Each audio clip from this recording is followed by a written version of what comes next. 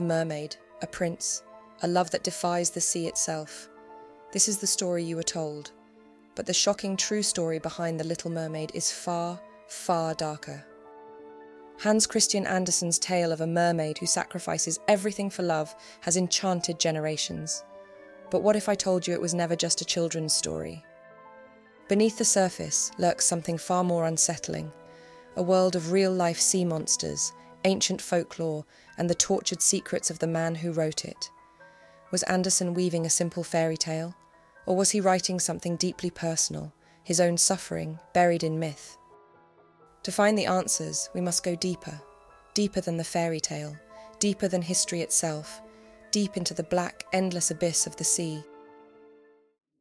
Welcome back, Darklings.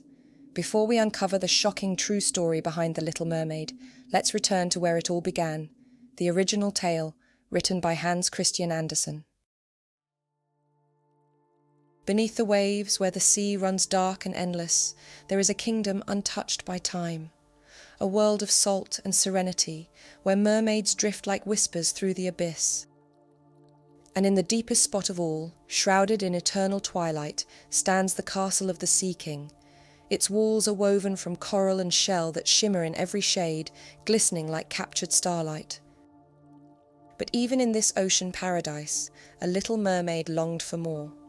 She spent hours in her undersea garden, where strange plants swayed like spectral fingers reaching for the light, tending to her most prized possession, a statue of a human boy. She dreamed of the world beyond the waves, of sunlight on her skin, of voices carried on the wind. She longed to know what it meant to walk upon the earth, to dance beneath the sky. Why? Why did the world above call to her so powerfully? At last, on her 15th birthday, she was allowed to rise, to break through the surface and glimpse the place she had only imagined.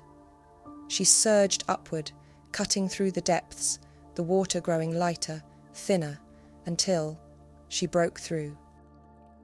Above her, the sky hung heavy with storm clouds, a bruised and restless sea stretching toward the horizon. A great ship cleaved through the waves, lanterns strung across its deck like captured fireflies.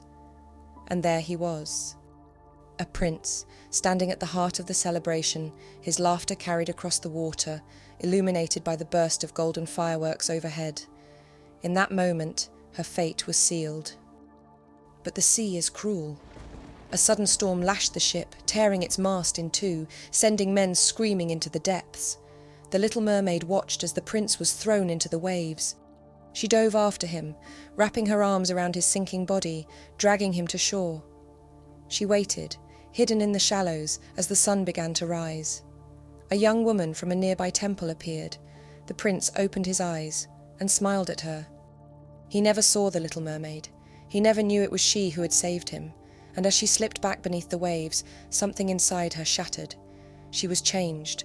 The world she had once loved now felt hollow. She went to her grandmother with a question. "Do humans live forever?" Her grandmother laughed, shaking her head. "No, child.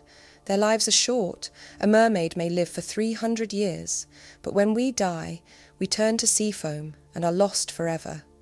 Humans, however, have immortal souls. When they die, they live on." A soul. That was what the Little Mermaid longed for, more than love, more than the prince, more than the sea itself. And so she sought the only one who could help her. Deep in the ocean's most cursed depths, past forests of grasping polyps and churning whirlpools, the sea witch waited. Her lair was built from the bones of the drowned, ribs and skulls of shipwrecked men tangled in the roots of the ocean floor. Within its shadows, she sat, her water snake slithering over her bosom, a bloated toad feeding directly from her mouth. The Little Mermaid stood before her, silent, trembling. The witch only smiled. "I know what you want," she rasped, her voice slithering like sea foam over rocks, "but it will bring you only sorrow." She traced a finger along the surface of a black cauldron. A thick, pulsing liquid swirled inside. "I will give you legs, so you may walk beside your prince." The witch's eyes gleamed. "But every step will be agony. Your feet will bleed as if treading upon sharp knives. yet all who see you will say you are the loveliest creature they have ever laid eyes upon. No dancer will ever move as you do, but you will pay for every step with pain." The little mermaid's heart pounded. "And if the prince loves you, if he marries you, you will gain a soul. But if he chooses another?" The witch's smile widened. "You will die, dissolve into sea foam, gone forever." A hush filled the chamber. The polyps in the darkness seemed to whisper, waiting. "Powerful magic comes at a great price," the witch purred. "You must give me your voice." The little mermaid nodded but hesitated. "Well," the witch leaned forward, "have you lost your courage? Stretch out your little tongue so that I may cut it out, my payment for your foolish wish." The little mermaid swallowed hard, then parted her lips. The blade flashed. The pain was brief, blinding, before silence swallowed her whole. The witch handed her the potion, its contents glowing like liquid moonlight. The little mermaid clutched it to her chest and swam away, her screams trapped forever in her throat. And when she reached the shore, trembling beneath the rising sun, she drank. The potion burned through her like a blade, searing, twisting, remaking her. When she awoke, she was naked on the sand, her new legs frail as a newborn fawn's, and that is where the prince found her. He smiled, brushing damp strands of hair from her face. "My little foundling," he murmured. "You must stay with me always," he declared, and so she did. He was captivated by her beauty, her grace, the way she danced for him, weightless and ethereal, though every step sent knives of agony through her flesh. He granted her a place to sleep by his door, curled upon a velvet cushion, silent, obedient, ever at his side. He had a page's attire made for her, so that she might ride with him through the emerald woods, where sunlight dappled the ground, and birds sang secrets to the wind. But he did not love her. He loved another, the woman from the temple, the one he believed had saved him. And when the time came for him to marry, he chose her. The little mermaid smiled through her pain, though her heart had already begun to break. That night, as the wedding ship drifted beneath the stars, the sea stirred. Her sisters rose from the depths, their long hair shorn away. In their hands they held a dagger. "The sea witch gave us this in exchange for our hair," they whispered. "If you kill him before dawn, his blood will return you to the ocean. You can come home." The little mermaid crept into the prince's chamber. There he lay, lost in a dream. She stood over him, dagger trembling in her hands. One strike and she could return to the sea. But as she gazed upon him, his sleeping face turned toward his bride, she knew he had never been hers, and he never would be. As the first light of morning brushed the horizon, she stepped onto the ship's edge. The dagger slipped from her fingers, swallowed by the dark waters below, and then, with one final breath, she let herself fall, disappearing into the endless embrace of the sea. But she did not die. She became something else. Her body dissolved into foam, but instead of ceasing to exist, she felt herself rising, drifting into the sky. Around her, luminous beings, daughters of the air, whispered her name. "Because you have chosen goodness, because you have suffered but remained pure, you have earned another fate. If you spend 300 years doing good deeds for mankind, you too will earn an immortal soul." And so she rose, higher and higher, until she vanished into the wind. Dark, tragic, and laced with longing, The Little Mermaid has haunted readers for generations. But what many don't realise is that its tale of silent suffering, unrequited love, and the desperate yearning to belong is more than just a fairy tale. It is the story of Hans Christian Andersen himself. He was a literary genius, yet always an outsider, never truly belonging, not among the high society he longed to join, nor in the hearts of those he loved, who never returned his affections. And when he began writing The Little Mermaid in 1836, he was heartbroken. For years Andersen had pursued Edvard Collin, the son of his benefactor. Edvard valued Andersen as a close friend, but he never returned his romantic feelings. Andersen, however, loved him obsessively. He wrote him passionate letters, confessing his desires. "I long for you as though you were a beautiful Calabrian girl," he wrote. In another he admitted, "My sentiments for you are those of a woman." He even confessed that he once brought a rose to bed, kissed it profusely, and placed it beneath his pillow, all whilst thinking of Edvard. But then Edvard announced his engagement to a woman. Andersen was devastated. He pleaded with Edvard not to go through with it. Edvard dismissed him coldly. Years later, in Edvard's own memoirs, he wrote, "I found myself unable to respond to this love, and that caused the author much suffering." And so, Andersen did what he always did. He poured his pain into his writing. A mermaid, otherworldly, out of place, falls in love with a prince. She changes everything about herself to be with him, sacrificing her voice, enduring agony, leaving behind everything she has ever known. And in the end, he chooses someone else. But Andersen's torment did not end with love. Those who knew him called him odd, unsettling.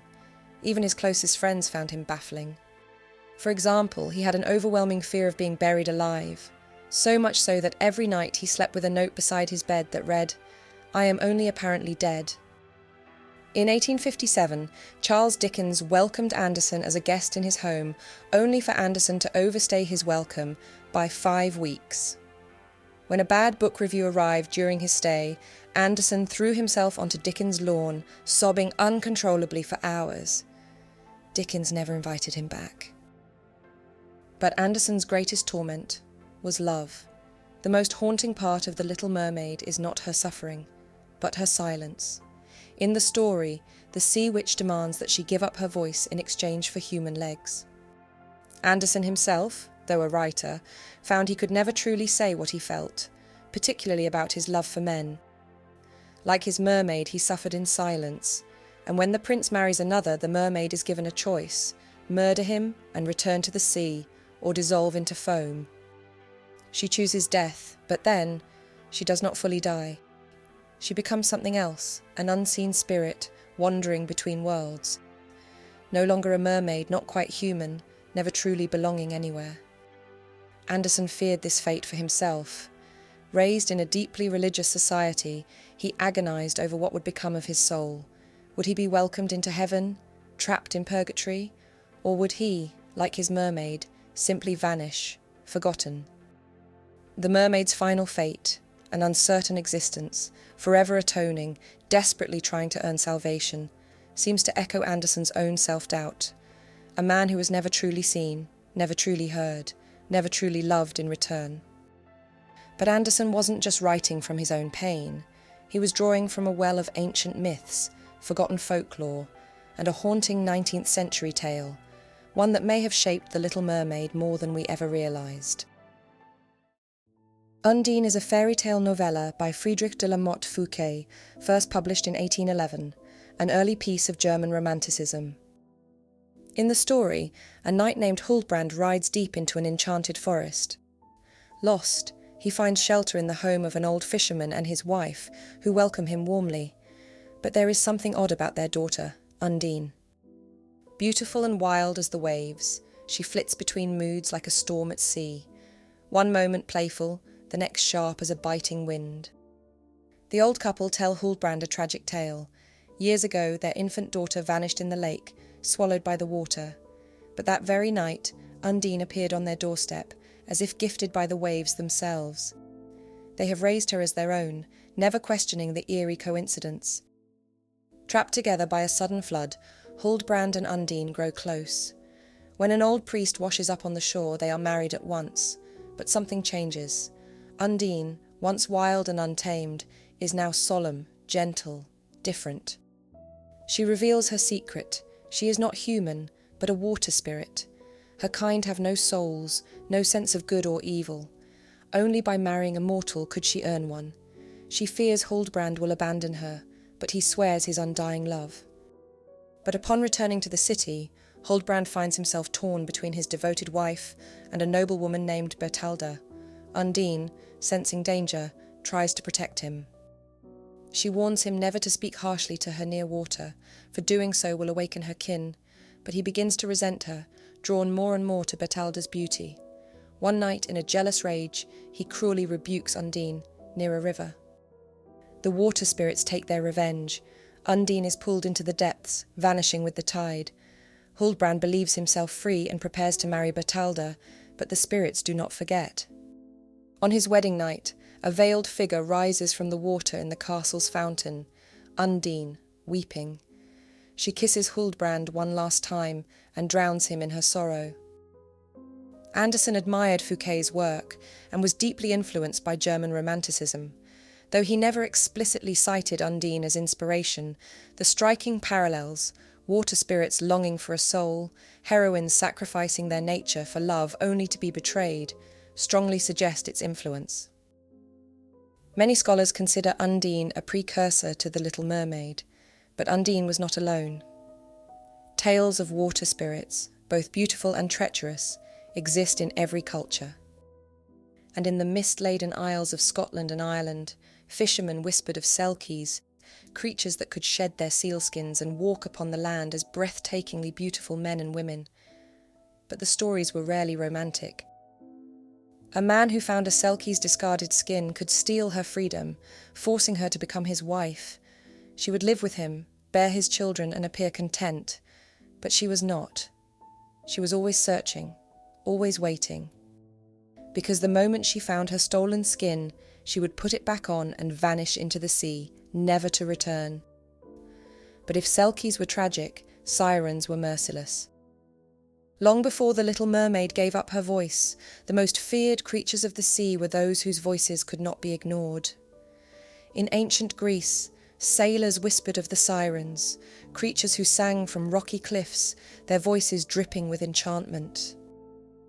The moment a sailor heard their song, he was doomed. It was not merely a call, it was an obsession, an inescapable need to throw oneself into the waves, to drown willingly in their embrace. And yet, no one could quite agree on what sirens truly were. Early legends say they were actually half bird, not half fish, monstrous women with feathered wings and talons. It was only in later centuries that sirens transformed into mermaids, their wings traded for tails, but their hunger remained unchanged. The Greeks feared them, but the Vikings believed in something even more terrifying. In the icy waters of the north, Norse sailors feared creatures known as the Magi-gur, or sea giants. Unlike the beautiful mermaids of later folklore, these were monstrous beings, half woman, half corpse, with tangled seaweed hair and black, soulless eyes. They were believed to drag sailors from their ships, pulling them beneath the waves, their screams swallowed by the sea. But what if these weren't just stories? What if there was proof? In 1822, a strange creature was put on public display in London. A mermaid, its shriveled body contorted, its mouth frozen in an eerie grin. This was no shimmering siren, no beautiful sea maiden. It was grotesque, horrifying, and yet people flocked to see it. They called it the Feejee Mermaid. An American sea captain, Samuel Barrett Eads, had purchased the bizarre specimen from Japanese sailors who claimed it had been caught in the waters of the East Indies. Eads brought it to London, where it was exhibited at the Turf Coffee House on St. James's Street. For a single shilling, anyone could glimpse what was claimed to be proof of the mythical merfolk, and the crowds came in droves. Each day, visitors pressed their faces to the glass, staring at the desiccated form inside. Some shuddered, others leaned in closer, but all left with the same lingering question: could it be real? The early 19th century was an era of fascination with the strange, a time when science and myth blurred together. It was an age of discovery, and yet people still believed in monsters. And it was in this very moment, in this very world, that a young Hans Christian Andersen was coming of age. Born in 1805, Andersen was just 17 years old when the Feejee Mermaid took London by storm. Did he see it? Hear whispers of it? Did the image burrow into his mind, twisting into something else? By the time Andersen wrote The Little Mermaid in 1836, the Feejee Mermaid had already gained new life, this time across the ocean. Because it did not remain in London, it travelled to America. And what happened next would turn a hoax into history. In 1842, showman P.T. Barnum got his hands on the Feejee Mermaid, and that was when the real deception began, because this wasn't a mermaid at all. It never had been. It was a hoax, the torso of a monkey sewn onto the tail of a fish, dried, contorted, and lacquered to create something that looked just human enough to disturb. But Barnum didn't care. He saw an opportunity. Barnum didn't own the mermaid. He leased it from Moses Kimball, a Boston museum owner. But what he did next was pure showmanship. He created a fake backstory. He claimed it had been caught by a fisherman near the Fiji Islands, that it had been verified by scientists, and that it was undeniable proof that mermaids were real. Then he sent letters to newspapers, pretending to be scientists who had seen the creature firsthand. He planted the legend before the public even laid eyes on it. By the time Barnum revealed the Feejee Mermaid in his American Museum in New York, it was already the most talked about curiosity in the country. But even after the hoax was exposed, the legend did not die. If anything, it only made people want to believe more. And not because of Barnum's trickery, but because for as long as humans have lived by the water, they have believed they were not alone. Every culture speaks of a race beneath the waves. Japan's Ningyo, Africa's Mami Wata, Russia's Rusalka, the Middle Eastern jinn of the water. Some are guardians, some are tempters, some are monsters. But all of them suggest the same thing. Beneath the surface, something watches us.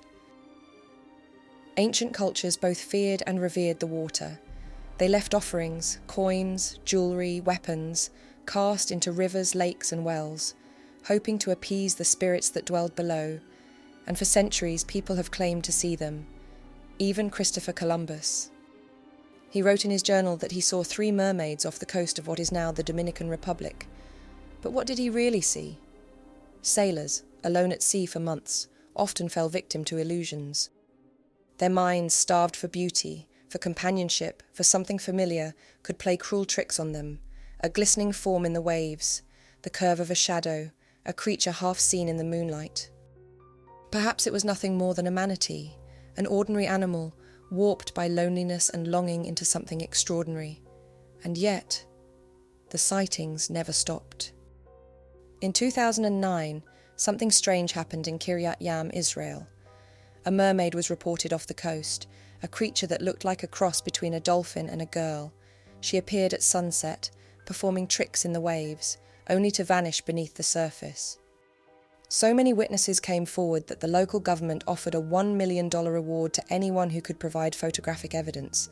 Crowds gathered, cameras were set up, and then nothing. No proof, no explanation, only a question. Why do these stories persist? Perhaps because mermaids were never just creatures of the deep. They are a reflection of the water itself. The sea is both life and death.